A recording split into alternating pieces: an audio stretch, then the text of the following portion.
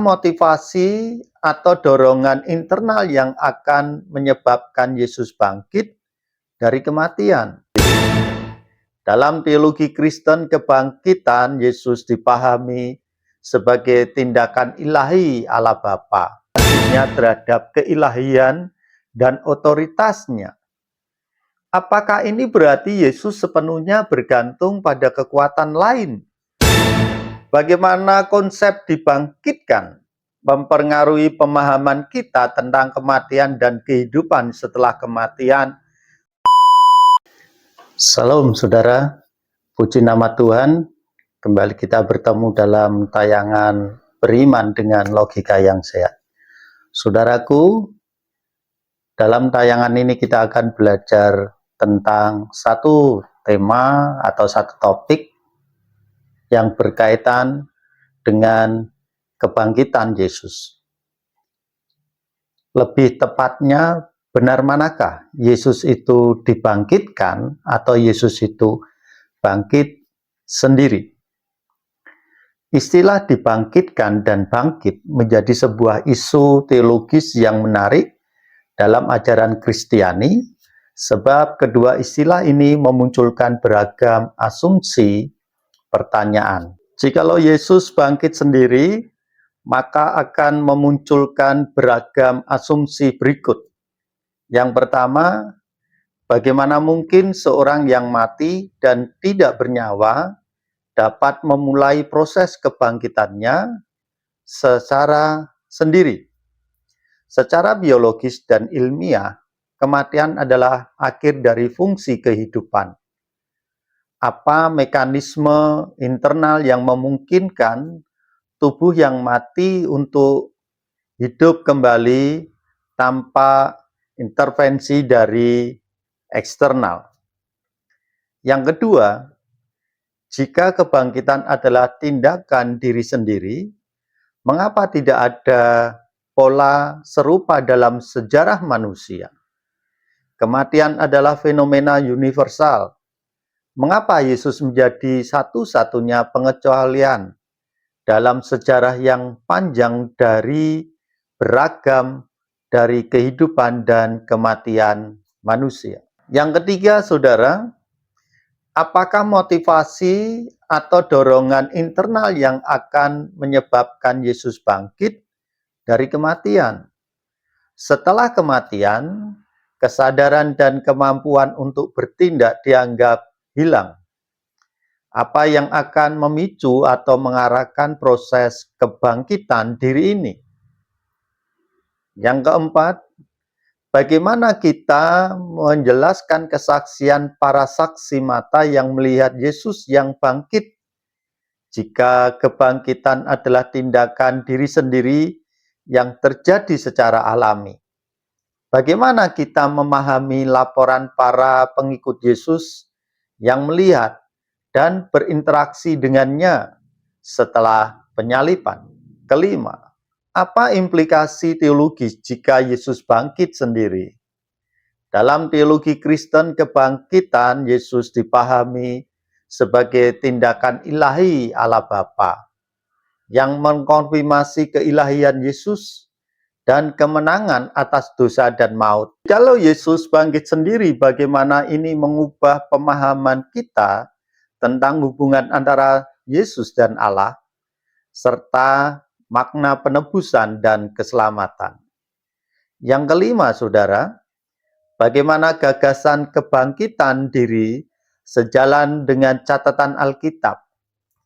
Janji secara implisit menyatakan bahwa Yesus dibangkitkan oleh Allah. Misalnya, di dalam Kisah Para Rasul pasal 2 ayat 24. Bagaimana kita merekonsiliasi gagasan kebangkitan diri dengan narasi-narasi ini? Demikianlah gagasan Yesus bangkit secara sendiri. Namun saudara, beragam pertanyaan pun muncul jikalau gagasan Yesus dibangkitkan bukan bangkit sendiri. Mari coba kita cermati beragam pertanyaan tersebut satu persatu. Yang pertama, jika Yesus dibangkitkan oleh kekuatan eksternal, apa implikasinya terhadap keilahian dan otoritasnya? Apakah ini berarti Yesus sepenuhnya bergantung pada kekuatan lain?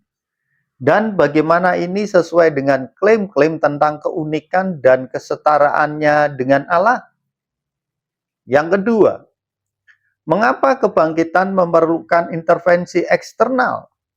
Jika Yesus adalah anak Allah dan memiliki kuasa atas hidup dan mati, seperti yang telah diklaim. Mengapa ia tidak bangkit dengan sendiri?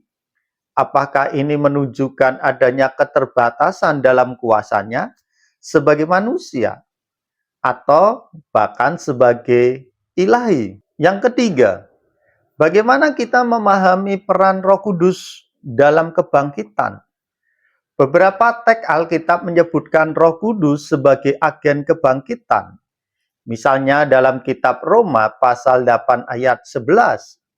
Bagaimana peran Roh Kudus berinteraksi dengan tindakan Allah Bapa dalam membangkitkan Yesus?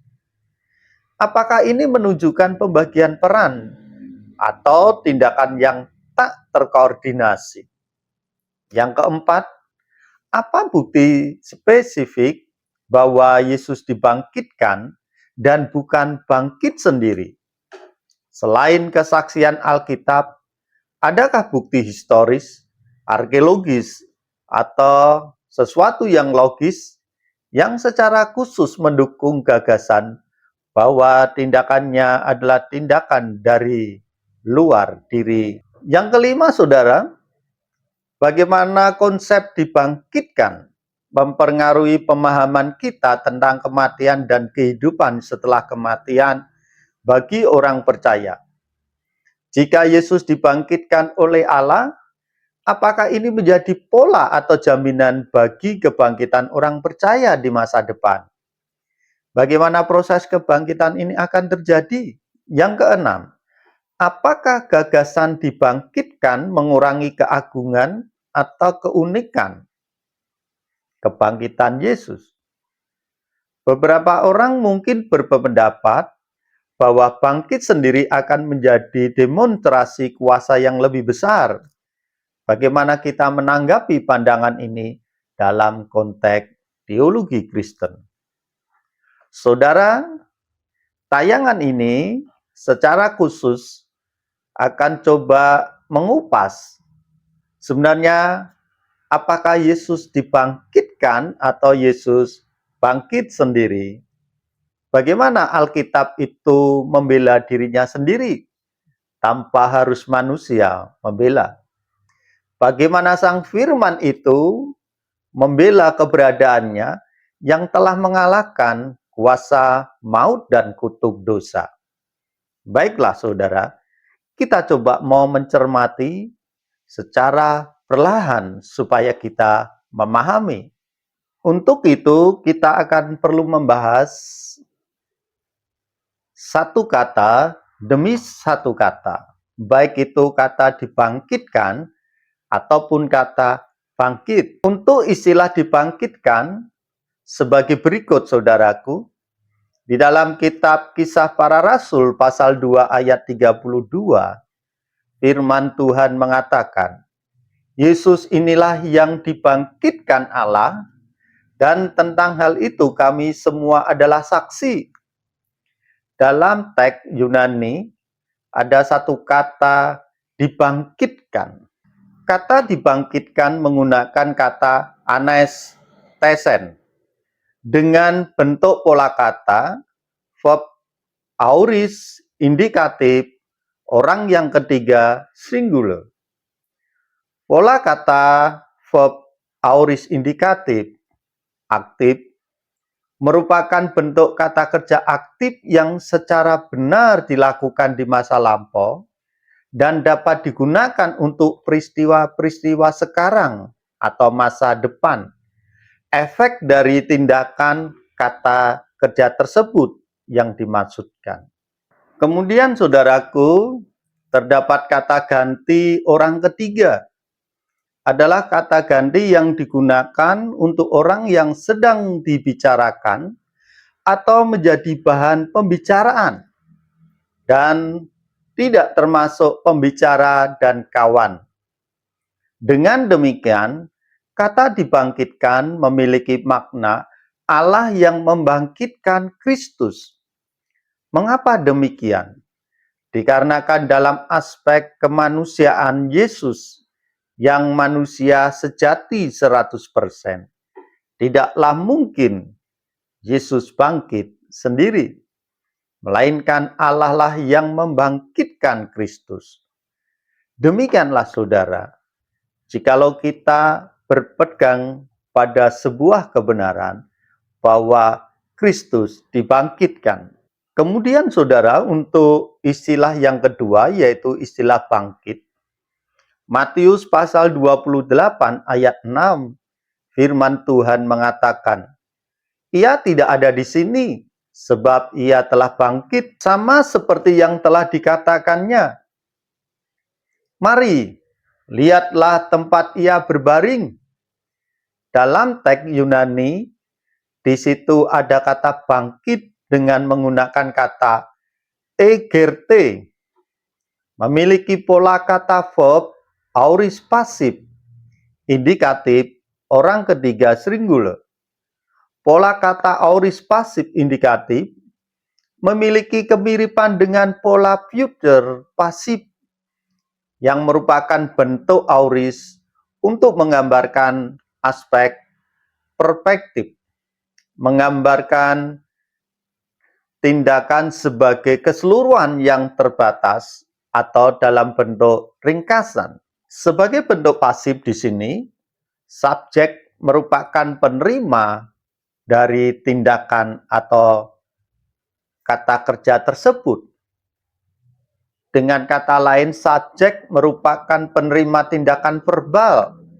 Tindakan verbal bukanlah sikap mental yang tidak nampak, namun lebih merujuk pada ekspresi diri. Dengan demikian, Tuhan Yesus telah bangkit sendiri.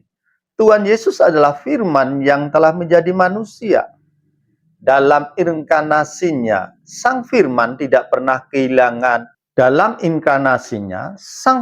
tidak pernah kehilangan esensi kealahannya. Baiklah saudara, kita coba akan menyimpulkan dari dua kata yang sudah kita bahas bersama dalam tayangan ini.